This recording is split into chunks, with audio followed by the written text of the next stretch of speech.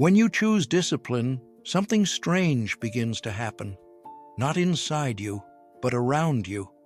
People change. Their tone shifts. Their jokes sharpen. Their encouragement disappears. They start saying things like, "You're doing too much.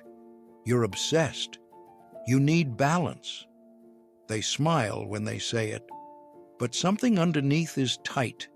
That reaction is not accidental, and it is not about concern. It is about exposure. Normal people do not hate disciplined men because of what they do. They hate them because of what they represent. Your discipline is a mirror, and not everyone wants to see themselves clearly. At first, the resistance is subtle. They tease you lightly. They question your consistency. They suggest you relax. They say it as advice, as care, as friendship. But listen closely. What they are really saying is, "Stop reminding me." Normal people survive through agreement, unspoken agreements. Agreements that say, "We won't push too hard. We won't demand too much. We won't make each other uncomfortable." These agreements keep the group stable. Your discipline breaks them. Without saying a word, you reject the shared standard. You do not complain. You do not preach. You simply continue. And that is intolerable, because discipline is loud without making noise. It does not argue. It does not explain. It does not justify itself. It simply exists. And existence is proof. When you wake up early while others sleep, you are not judging them, but it feels like judgment. When you repeat what others abandon, you are not accusing them, but it feels like accusation. Your consistency says one thing very clearly: this was always possible. And that is the most uncomfortable message a man can receive. Normal people do not measure themselves against ideals. They measure themselves against each other. As long as everyone is average, no one feels small. Discipline disrupts this balance. It introduces a new reference point, and suddenly, excuses sound hollow. This is why they will call you extreme, because extreme is safer than undisciplined. They will say you lack balance, because balance is a softer word than avoidance. They will say you are unhealthy, because it is easier than admitting they are undirected. Understand this deeply. Most criticism is not analysis. It is self-defense. The disciplined man threatens nothing directly. He threatens comfort. He threatens permission. He threatens the lie that says, "This is just how life is." Your existence contradicts that lie, and lies hate contradiction. This is why disciplined men are often isolated, not because they seek solitude, but because they refuse to lower standards to remain welcome. Belonging has a price, and that price is often self-betrayal. The wise man understands this early. He stops expecting approval from those who benefit from his absence.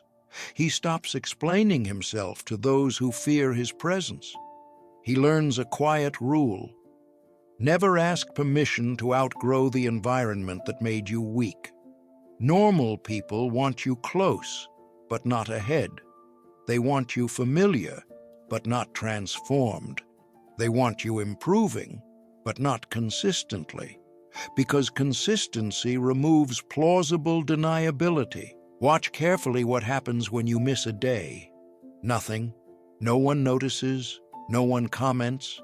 But watch what happens when you do not miss days, when weeks pass, when months accumulate, when excuses no longer apply.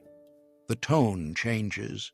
At first they joke, then they criticize, then they distance. Not because you changed your behavior toward them, but because your behavior changed how they see themselves. This is the silent cost of discipline. You will lose access to certain conversations, certain habits, certain relationships, not through conflict, through incompatibility. You will realize that many bonds were built on shared weakness, shared procrastination, shared complaining, shared delay. When you remove yourself from that loop, there is nothing left to connect over. This is why discipline feels lonely, not because you are alone, but because you are early. The disciplined man eventually learns something liberating. He does not need to be understood by those who have not walked the path.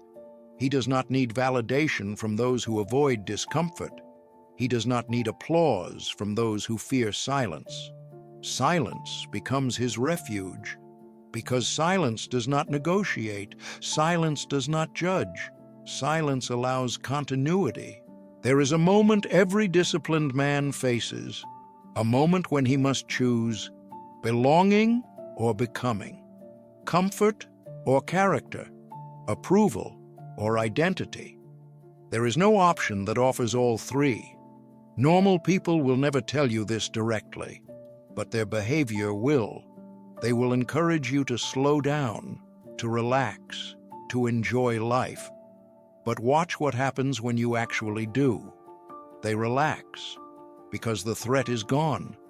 Your discipline was never about them, but their reaction was always about you, about what you represent, about what you prove.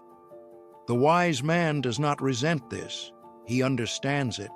He remembers when he was the one feeling uncomfortable, when someone else's consistency exposed his inconsistency.